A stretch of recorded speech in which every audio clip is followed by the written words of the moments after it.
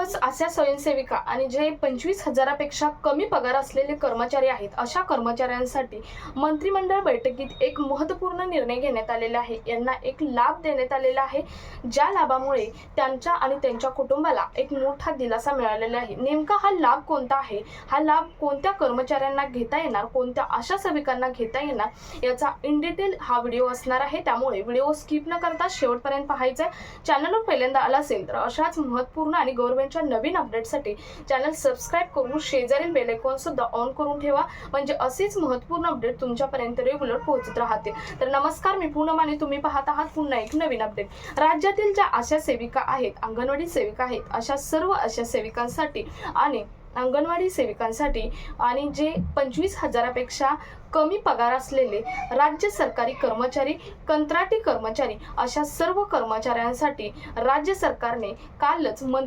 सकाळीच मंत्रिमंडळ बैठकीत एक मोठा निर्णय घेतलेला आहे। राज्य सरकारचे जे आरोग्य मंत्री आहेत प्रकाश आंबेडकर यांनी हा उच्चस्तरीय निर्णय घेतलेला आहे। मंत्रालयाची जी उच्चस्तरीय बैठक होती यामध्ये हा निर्णय घेण्यात आलेला आहे आणि हा निर्णय नेमका कोणत्या कर्मचाऱ्यांना लागू होतो किंवा हा निर्णय नेमका काय आहे, तर बघा, राज्यातील आशा सेविका आणि जे 25,000पेक्षा कमी पगार असलेले कर्मचारी किंवा जे कंत्राटी कर्मचारी आहेत अशा सर्व कर्मचाऱ्यांना एक नवीन बेनिफिट म्हणजेच लाभ राज्य सरकारकडून चालू करण्यात येणार आहे। तो म्हणजे राज्य कामगार विमा योजना। ही योजना सुरू करण्यात येणार आहे 1 जुलै 2026 पासून, ज्या योजनेला ESIS असं म्हटलं जातं आणि ही योजना 1 जुलै 2026 पासून लागू होणार आहे। सार्वजनिक आरोग्य मंत्री प्रकाश आंबेडकर यांनी हा मंत्रालयाच्या उच्चस्तरीय बैठकीमध्ये महत्त्वाचा निर्णय घेऊन तसा प्रस्ताव सुद्धा टाकलेला आहे। त्यामुळे राज्यातील हजारो कुटुंबियांना मोठा दिलासा मिळणार आहे। तर ही अतिशय महत्त्वाचा लाभ आहे।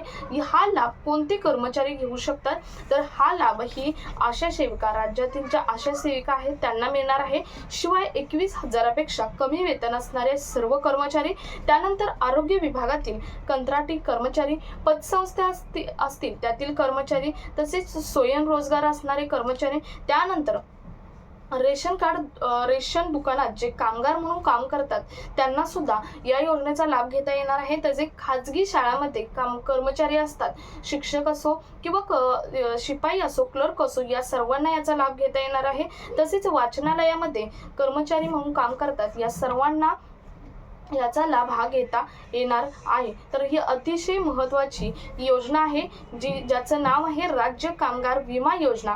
या योजनेतर्फे हजारो कुटुंबियांना एक अतिशय महत्त्वाचा दिलासा हा राज्य सरकारच्या आरोग्य मंत्र्यांकडून देण्यात आलेला आहे। तर हा कामाचा आणि महत्त्वपूर्ण व्हिडिओ जास्तीत जास्त कर्मचाऱ्यांपर्यंत शेअर करा। भेटूयात पुढच्या एका नवीन अपडेट सोबत, तोपर्यंत धन्यवाद।